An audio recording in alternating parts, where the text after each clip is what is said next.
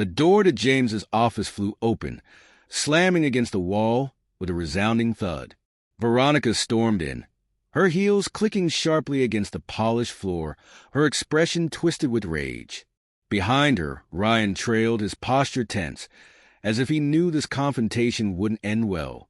The entire office fell into a stunned silence, heads turning, eyes widening in shock. "You disgusting bastard! Get out of this office!" Veronica's voice sliced through the air, venom dripping from every syllable. "Everything here belongs to my family." James didn't flinch. He remained seated, leaning back in his chair, his fingers interlocked in front of him. A smirk played at the corner of his lips as he regarded the woman he had once loved. The tension in the room was thick, the stark contrast between Veronica's fury and his unshaken demeanor only adding to the charged atmosphere. "Everything belongs to your family?" James repeated, his voice low, deliberate. His gaze flicked between her and Ryan, a man who barely deserved his contempt. "Your brothers thought otherwise when they handed over every single share to me." Veronica's face blanched for a split second before she recovered, but James caught it. The small victories mattered. "You have 10 seconds to leave," he continued, his voice steady, unwavering. "Or I'll have my security throw you both out for everyone to see." Veronica's chest heaved with unspoken fury, but she knew him well enough to realize he wasn't bluffing. Ryan shifted uneasily beside her, his confidence clearly wavering. James allowed himself a brief moment to reflect on how they had arrived at this moment. The betrayal, the lies, the months of deception that had led to this inevitable reckoning. Sitting in his expansive office, overlooking the glittering skyline, James had once believed in loyalty. He had built his empire from the ground up, sacrificing time, sleep, and even love for the sake of success. He had convinced himself that his marriage to Veronica was built on something real, something unbreakable. But reality had proven otherwise. The signs had been subtle at first, her growing coldness, the dismissive way she responded to his questions, the excuses that seemed paper-thin upon closer inspection, the charity events, the so-called dinners with friends, the sudden need to keep her phone clutched in her grasp at all times. It all added up. James had never been a man to act on impulse. He observed, he calculated, and when the first anonymous photograph landed in his inbox, showing Veronica in the arms of Ryan Whitaker, he knew it wasn't a mistake. He had started paying closer attention. The late-night charity events that coincided with Ryan's business trips, the lingering scent of an unfamiliar cologne on her scarf, the credit card statements revealing luxury hotel stays she had no reason to book. And then there was the text message, brief, flirtatious, and damning, flashing across her screen when she carelessly left her phone unattended for just a moment too long. Each discovery sharpened his resolve. He gathered evidence, piecing together a puzzle that, once complete, would leave no room for denial. Revenge, after all, was best served cold. And now, here they stood, Veronica, her confidence cracking, Ryan, shifting uncomfortably, and James, watching it all unfold with the satisfaction of a man who had played his cards perfectly. 10 seconds, he reminded them, his voice cool, unwavering. Or security will do the honors. Veronica's lip trembled, but she masked it quickly. With a sharp inhale, she turned on her heel, storming out the way she came. Ryan hesitated for a beat, but when James raised an eyebrow, he quickly followed, his face flushed with humiliation. As the office doors swung shut behind them, James exhaled, a sense of finality settling over him. This wasn't the end. It was just the beginning. James had meticulously planned his revenge, ensuring that Veronica and her lover would face the consequences of their deception. The perfect moment arrived sooner than he had anticipated. Veronica, along with her brothers Adam and Charles, had inherited stakes in their family's company, a business James had been instrumental in expanding. However, what they possessed in arrogance, they severely lacked in business expertise. Over time, James had strategically acquired their shares, capitalizing on their reckless spending and financial missteps. By the time they realized their mistake, he had already secured full control. making him the undisputed majority owner.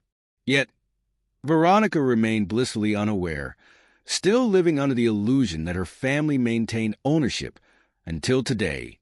The late afternoon sun cast long shadows when Veronica stormed into his office, her presence commanding attention. She was impeccably dressed, her sharp heels striking against the marble floor with every furious step. Behind her, Ryan followed, his expression betraying a mixture of arrogance and unease. Conversations halted, and employees watched in stunned silence, whispers circulating as anticipation thickened the air. A few assistants hesitantly peeked from behind their desks, sensing the storm about to unfold. James remained motionless, letting the silence stretch, amplifying the inevitable humiliation awaiting Veronica. Her face was flushed with fury, her voice cutting through the tense atmosphere like a blade. "You despicable fraud," she spat, her eyes blazing. "Get out of this office. Everything here belongs to my family. You think you can just sit there and pretend to be in charge?" James barely reacted. His composure remained unshaken, his fingers interlaced as he leaned forward, meeting her glare with unwavering confidence. A smirk ghosted across his lips. "Everything belongs to your family," he echoed, his tone deliberately slow and edged with mockery. He turned to the security guard stationed near the door. "Shut the doors. I wouldn't want anyone to miss this moment." A flicker of hesitation crossed Veronica's face, a crack in her once undaunted resolve. Ryan, emboldened by her outburst, stepped forward, puffing his chest. "You heard her, James. Get out. This company is her family's legacy. You have no claim to it." James let out a quiet chuckle, shaking his head, his expression unreadable. His piercing gaze settled on them both, laced with amusement and disdain. "Ah, you must be referring to the shares your incompetent brother sold me," he mused, his voice laced with condescension. He leaned back, exuding effortless dominance. "The same shares they squandered, drowning in their own greed? Tell me, Veronica, is that the legacy you're so eager to protect?" His words sliced through the tension like a razor. The room was deathly silent as his revelation settled in. Veronica's face drained of color, her carefully curated bravado crumbling under the weight of his statement. Her breath came in shallow gasps, her eyes darting desperately between James and the desk, searching for any flaw in his confidence. But there was none. For the first time, she truly saw him, not as the accommodating husband she had once manipulated, but as the man who now controlled everything. A cold sweat broke across her brow. She gripped the edge of the table, her mind racing for a way out, but found only a terrifying void of possibilities. "That's not possible," she stammered, her voice barely above a whisper, betraying the panic creeping into her chest. James slowly rose to his full height, his presence towering over them. He pulled a folder from his desk and tossed it in front of her. "Every document, every signature, every share. It's all here. I own this company, Veronica." "Not you." "Not your family." "Me?" The suffocating silence in the room deepened. Veronica's hands trembled as she flipped through the papers, her fury dissolving into pure disbelief.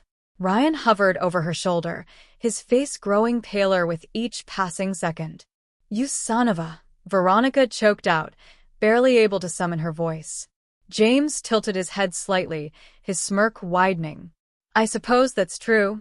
James leaned in, his voice dropping to a sharp, venomous whisper. "There's something else you should know," he said, his gaze locked onto Veronica's. "I'm well aware of your little rendezvous with Ryan. Did you really think I wouldn't find out? That you could sneak around behind my back and I'd be oblivious? No, Veronica. I knew all along." Veronica recoiled, her grip tightening on the edge of the desk as she struggled to steady herself. Ryan, sensing the power dynamic shift, raised his hands in surrender. "Hey man, this isn't..." "Shut up," James cut him off, his words like steel. "You're nothing but a leech. You latched onto my wife, hoping to get a taste of what I built. But you're a fool, Ryan. And fools like you don't last long in my world." He turned his piercing gaze back to Veronica. You have 10 seconds to get out of my office. Silence blanketed the room, the only sound the low hum of the air conditioning. Veronica's breathing turned shallow, her once unshakable confidence crumbling. Ryan shifted uneasily, the smug arrogance draining from his face. James began counting, his tone measured, deliberate. 1. The weight of the moment pressed down like a vice. Veronica's eyes darted to the security guards, standing ready, their presence an unspoken threat. 2. A bead of sweat slid down Ryan's temple. 3. The entire office held its breath, gripped by the sheer force of James's authority. Every second stretched, a slow and painful descent into the inevitable. Both of you, or I'll have my security throw you out for everyone to see.